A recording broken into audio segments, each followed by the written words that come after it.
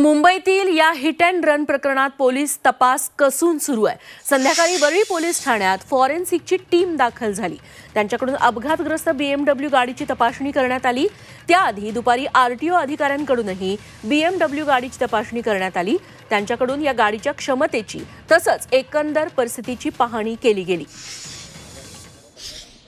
पुण्यापाठोपाठ मुंबईत hit and रनचा हा प्रकार घडलेला आहे। पुन्हा एकदा एका श्रीमंत बापाच्या मुलानं एका दाम्पत्याला उडवलं, ज्याच्यामध्ये पत्नीचा मृत्यू झालेला आहे।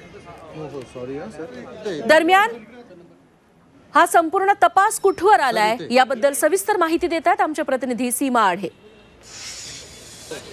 वरळी हिट अँड रन प्रकरणामध्ये आता गाडीच्या तपासाला सुरुवात झालेली आहे। वरळी पोलीस स्टेशनमध्ये फॉरेन्सिकची टीम जी आहे ती दाखल झालेली आहे। आपण बघू शकतो ज्या BMW कारने दुचाकीला धडक दिलेली होती त्या दुचाकीची सुद्धा तपासणी फॉरेन्सिकच्या टीमच्या माध्यमातून केली जात आहे। त्याचसोबत बाजूला BMW कार सुद्धा उभी आहे, ज्या कारने दुचाकीला धडक दिलेली होती भरधाव वेगामध्ये। तेव्हा BMW कारचा वेग काय होता, तेव्हा ती कार कोणत्या वेगाने धावत होती या संदर्भातली माहिती जी आहे फॉरेन्सिकच्या टीमच्या माध्यमातून गोळा केली जात आहे।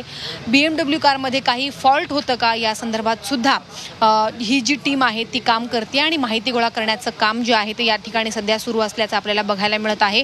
त्याचसोबत आपण बघू शकतो ज्या दुचाकी वरती ती महिला बसली होती, नाखवा दाम्पत्य बसलेलं होतं, त्या दुचाकीची सुद्धा संपूर्ण चौकशी जी आहे ती फॉरेन्सिकच्या टीमच्या माध्यमातून केली जात आहे। आपल्याला माहिती आहे की ही दुचाकी सुद्धा त्या अपघातामध्ये संपूर्णपणे बिघडलेली आहे। त्याचसोबत या संपूर्ण गाडीची सुद्धा तपासणी केली जात आहे।